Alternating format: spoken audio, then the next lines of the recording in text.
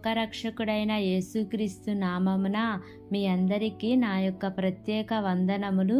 ఈ ఉదయకాల సమయమున దేవుడు మనకిస్తున్నటువంటి వాగ్దానమును చదువుకుందాం.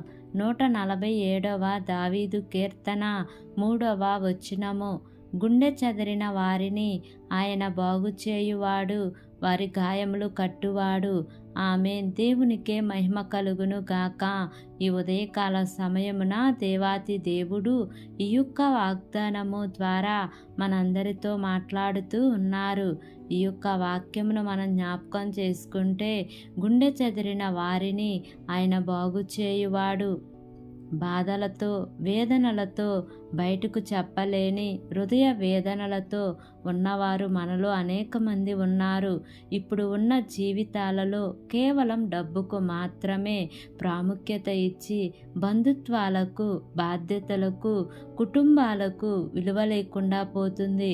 అందువలన నమ్ముకున్న వారే మోసగిస్తూ ఉన్నారు, ప్రేమిస్తున్న వారే ద్వేషిస్తూ ఉన్నారు, స్నేహితులే మనలను విడనాడుతూ ఉన్నారు.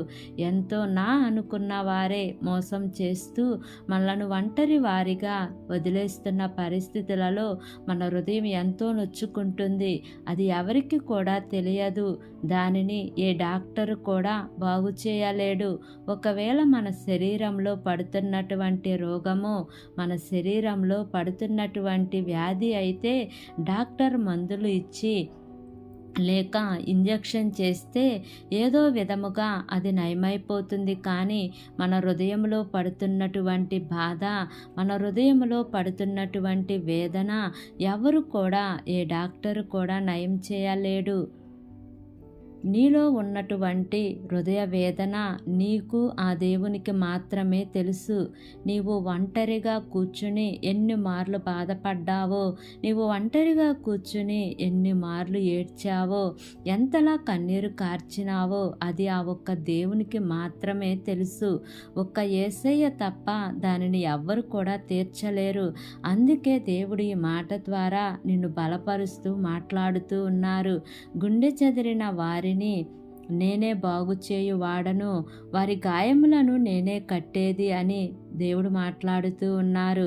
ఈ ఉదయకాల సమయమున ఈ యొక్క వాక్యము వింటున్న ప్రియా సహోదరి, సహోదరుడా, నీవు కూడా గుండె చెదిరిపోయి పట్టించుకునే వాళ్ళు లేరని, ఆదరించేవారు లేరని దిగులు చెందుతూ, నమ్ముకున్న వారే మోసం చేశారని, అన్ని పరిస్థితులలో నిన్ను ఒంటరిగా వదిలేశారని, ఒకవేళ నీవు ఏ ఆధారం లేక దిగులు చెందుతూ ఉన్నావేమో, నిన్ను చూస్తున్న దేవుడు ఉన్నాడు.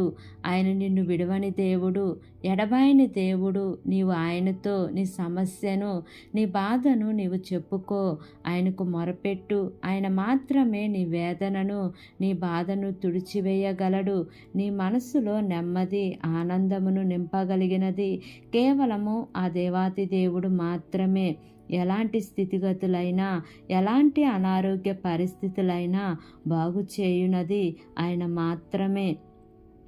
ఆయనకు సమస్తము సాధ్యము. ఆయన ప్రతి గాయమును కడతారు. కాబట్టి ఈ ఉదయకాల సమయమున ఈ వాగ్దానమును నమ్మి, ఈ వాగ్దానం ప్రకారంగా జీవిద్దాం. దేవుడి వాగ్దానము మనందరి జీవితములలో నెరవేర్చబడును గాక. ఆమేన్. ప్రార్థన చేసుకుందాం. ప్రేమ కలిగిన యేసయ్యా, కృప కలిగిన దేవా, నీకు వందనాలు తండ్రి. నీకు స్తోత్రములు ప్రభువా. ఇంతవరకు నీ కృపలో మమ్మల్ని అందరినీ కూడా కాచి కాపాడిన విధానాన్ని బట్టి నీకు వందనాలు తండ్రి.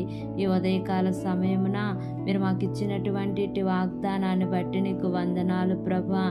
చెదిరిపోయిన వారిని బాగు చేయవాడు నేనే అని వాగ్దానం ఇస్తున్న దేవుడు కదా ప్రభా. ఏ బిడ్డ అయితే నా తండ్రి ఏ అవసరతల నిమిత్తం అయితే కన్నీరు కారుస్తూ నాయన అవమానాల మధ్యలో నా ప్రభా వేదన చెందుతూ నా తండ్రి అయా నిన్ను వేడుకుంటున్నారో ప్రభా, ప్రతి కుటుంబాన్ని మీరు జ్ఞాపకం చేసుకోండి అయా. వారి అవమానాల నుంచి, వారి కన్నీటి నుంచి నా ప్రభా మీరు విడుదల దయచేయమని అడుగుచున్నాను తండ్రి. మా దేశమును జ్ఞాపకం చేసుకోండి అయ్యా. దేశంలో పరిపాలిస్తున్న ప్రతి అధికారుల కుటుంబాలను మీరు జ్ఞాపకం చేసుకోండి అయ్యా. వారందరికీ మంచి ఆరోగ్యమును దయచేయండి అయ్యా.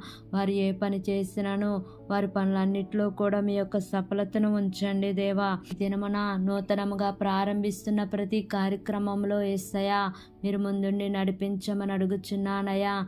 ఈ దినము